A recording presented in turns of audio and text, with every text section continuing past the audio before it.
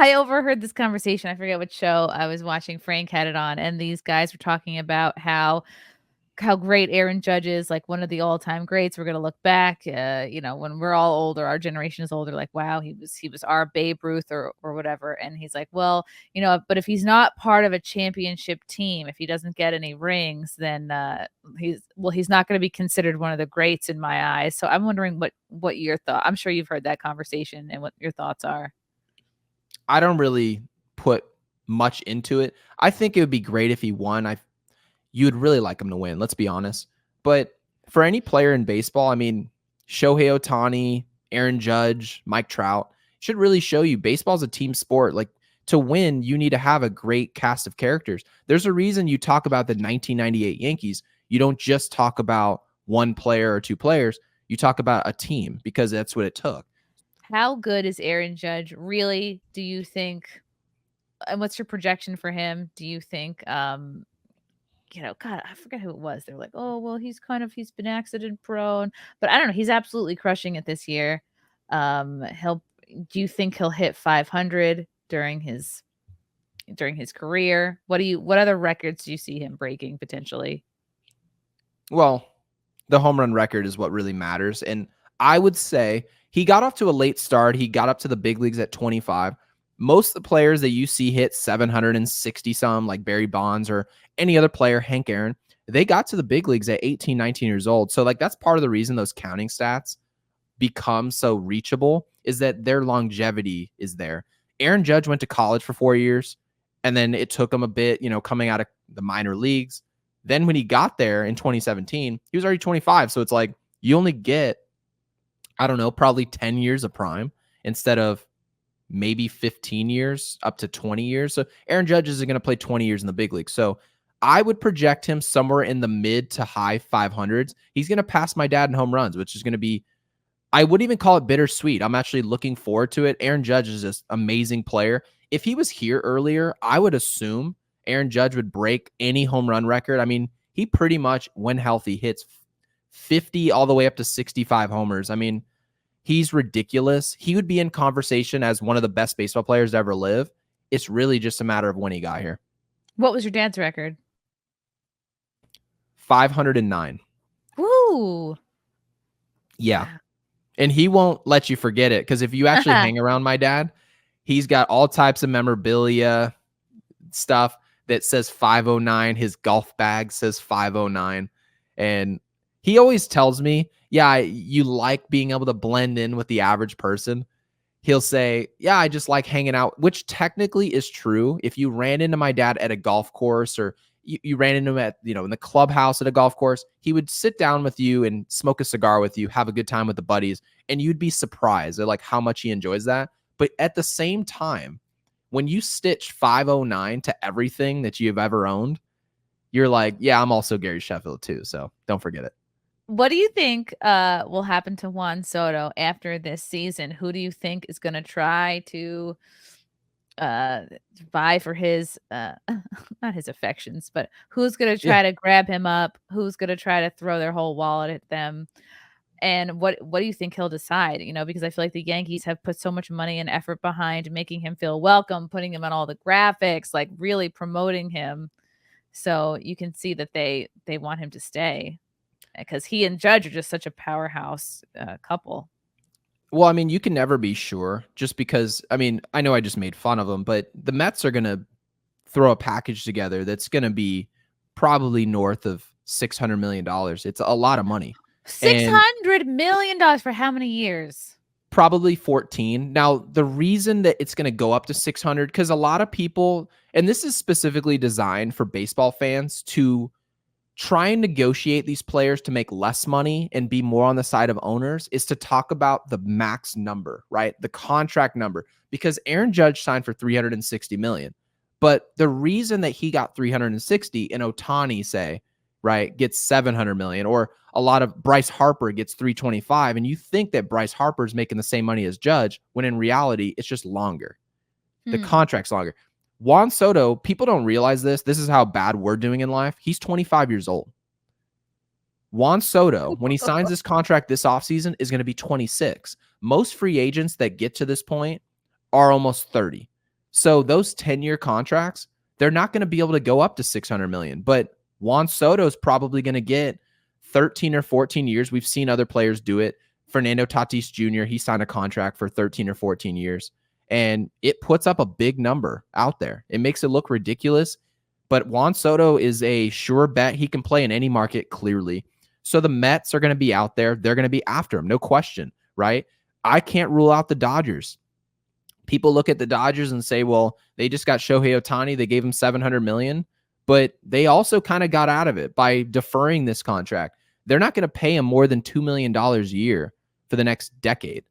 Every year, $2 million, $2 million. That's ridiculous, right? So they technically can make this work. Now, I'm not saying they will, but it's a possibility. And then another team that could, right? The Seattle Mariners. Some people want the Braves to do it. They got Acuna Jr. on the low, very cheap. There are a lot of teams that can afford this player. They just kind of choose not to.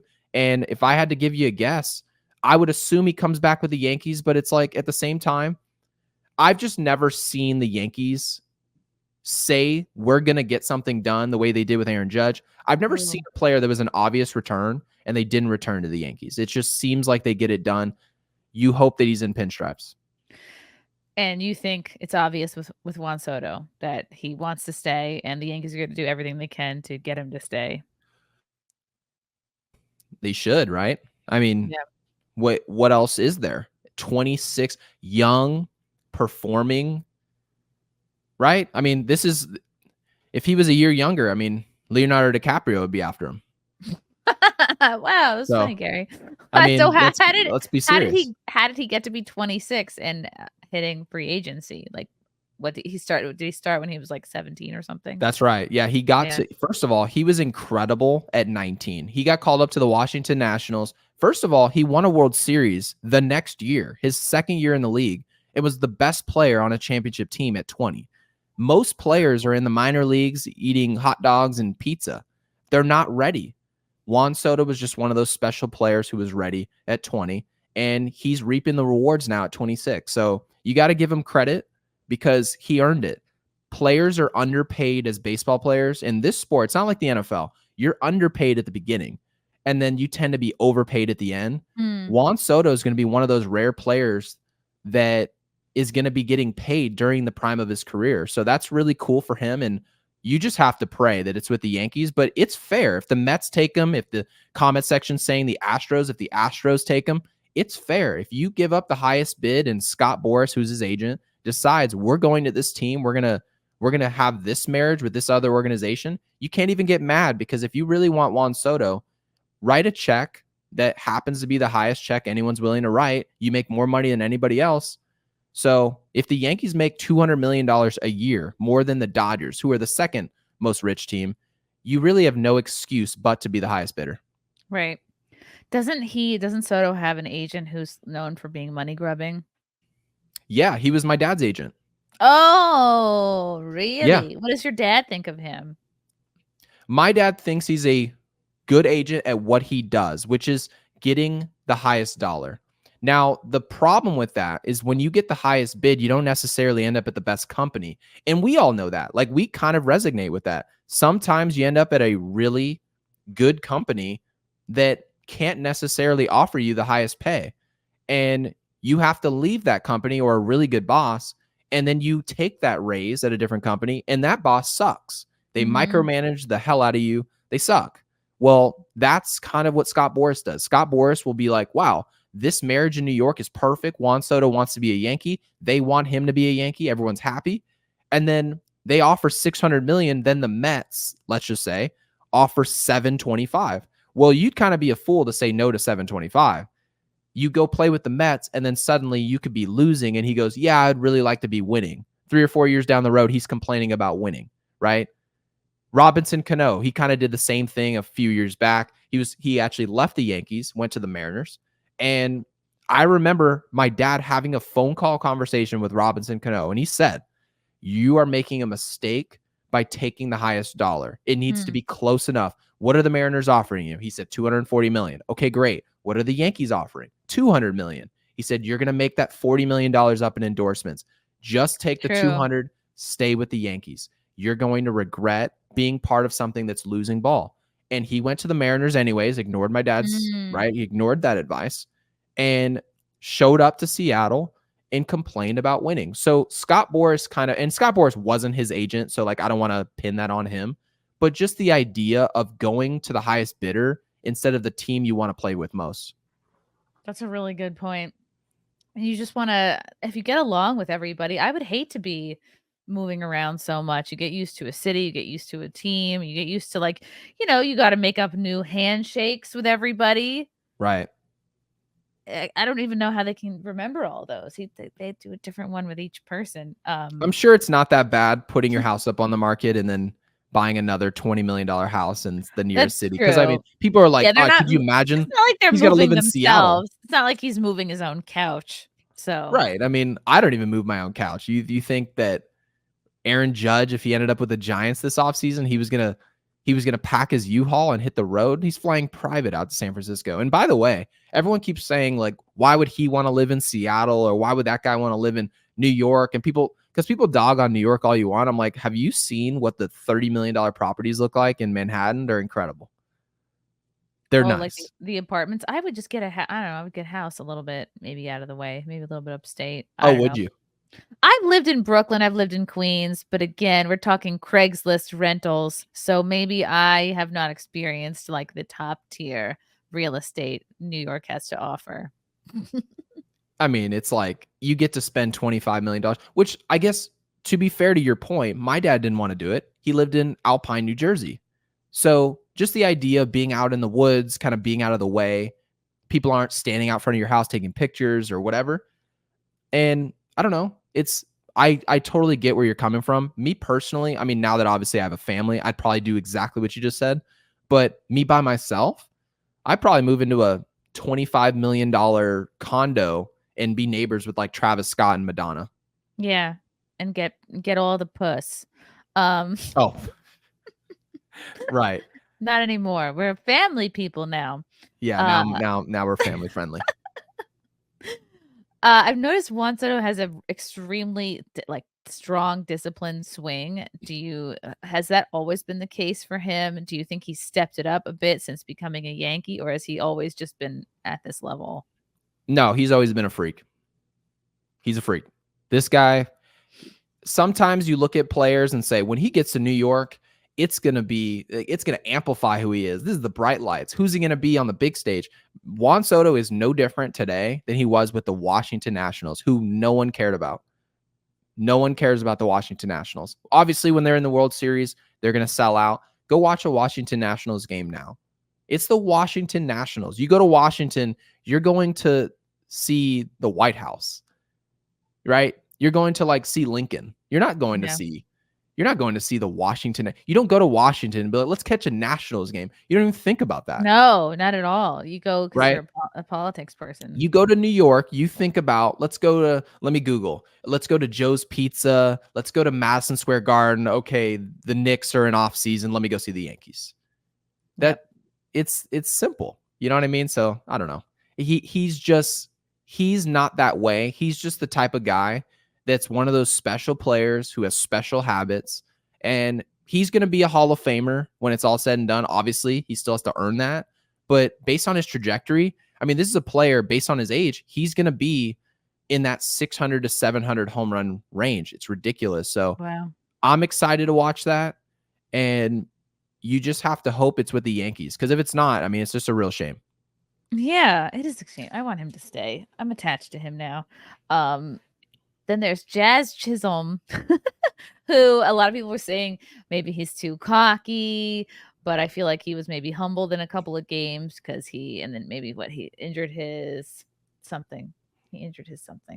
But he injured his UCL, technically, is what they told us, and then it was a shoulder. He said that he's totally healthy, feels good, but he went on the IL anyway, so he has to wait kind of like a couple more days, and then after that, he'll be ready to go. At least he says. Now, the team has to agree with that, so we'll wait and see what they say. But isn't it so interesting that people want athletes and people in general to be so humble? Mm-hmm. And I totally understand why they say that, because when you see someone who's not humble, it feels like you want to find what's wrong with them naturally. It's just like our natural inclination is you 'Cause see it's like it's the come on. search for balance, right? Because if they're Yeah. immensely talented to the point where they're a Yankee, it's like, okay, they're obviously really good to be on the team. Like Uh, Lyles, for example, the USA track star. He showed up and he said NBA players are not world champions, so he doesn't understand the hype about it. I am a track star who runs against all these different countries. I'm a world champion. So really he was saying what I do is more impressive than what they do. They're only playing against their region. It's a regional game. And obviously that's a ridiculous thing to say. But when he was saying it, I don't know if any of your audience watches The Boys, but oh yeah, I saw the first season. ridiculous show. But there's a track star in that show. His name is A-Train. Now, A-Train is the most cocky guy you'll ever see, other than probably Homelander, who's obviously a covert narcissist. Yep. But having said that, when you see someone who tells you they might be amazing at what they do, but they tell you how amazing they are every day, naturally, human beings want to find what's wrong with that. They want to find what's wrong with you. And that's like, yes, technically, I guess naturally you should be a little bit more humble because it allows you to learn. But when you're not humble, it puts a target on your back from strangers, like people who don't know you. Really, they're going to have a problem with you. And when the general public is against you, they tend to win. That's the hard part. And so, yeah, my recommendation, I guess Jazz Chisholm, if I really was trying to be honest about Jazz Chisholm, I don't think he's cocky. I just think that's who he is. He's fun. He was this way before Major League Baseball. Okay. We knew him, like my dad knew him and kind of was his mentor at 12, 13, 14 years old. Yeah. And he's from the Bahamas, believe it or not. Oh, okay. I thought he was from. Well, Really so how good did he kid. meet your dad? Yeah. Some baseball program, and he's just a really nice kid. He's not cocky. He's very similar to what anyone who's a baseball fan would think of Ken Griffey Jr. Ken Griffey Jr. put his hat on backwards, and that ruffled feathers left and right. People were pissed. Not everyone, but there were a lot of people in baseball who were upset that Ken Griffey Jr. during batting practice would show up with his hat backwards. Now, kids and a lot of people who were enjoying the game were like, oh, I want to be that guy. He looks like he's having fun. It was more of the Tiger Woods effect. Yeah. You're here to have fun instead of this uptight, country club sport. And so that's what I think Jazz Chisholm does. I don't think he's cocky at all. I just think he's one of those guys who's like, this is a sport that needs more fun, and I'm that. It's true. He is fun. I agree. He's got moxie. Love you guys. Thank you for the chats. Thank you for the comments. I will see you guys tomorrow. Bye. Bye. All right. Love you guys. God, I don't even want to leave. This candle smells so good. I don't want to leave. All right. Love you guys. Talk to you soon. Bye. Love you all. Join the Discord. Feet. Love you all. Wow. You guys are awesome. Come and get it. Bye, guys. Bye. Now I'm really leaving. Love you. Bye.